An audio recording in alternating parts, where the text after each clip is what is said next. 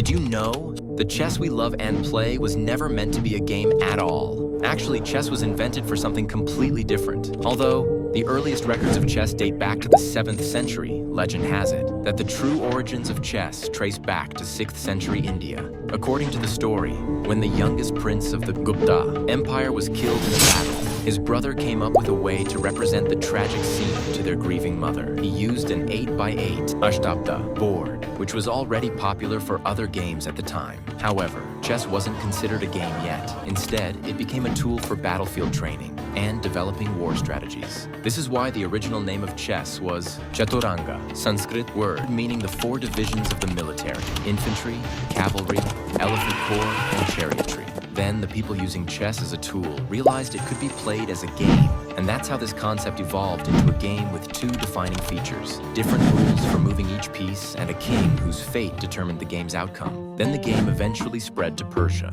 where it acquired a new name, Shatranj, along with terminology such as Shah, meaning king, and Shahmat, meaning the king is helpless, or the king has no escape, which later became Check and Checkmate. After the Islamic conquest of Persia in the 7th century, Shatranj was introduced to the Arab world, where it became quite popular and a rich source of poetry and literature. Diplomats and courtiers used chess terms to describe political power, and caliphs of the time became passionate players themselves. Even the famous historian, Al-Masoudi, praised the game as a fine illustration of human free will compared to games of chance. From there, chess spread across the world through trade routes, reaching China, East and Southeast Asia, Japan, Mongolia, and many other regions, where unique variants of the game developed. The most fascinating thing is that back then, there was no queen in the game. Instead, there was a vizier, minister, a relatively weak piece. The game was vastly different from what we play today. But in 997 AD,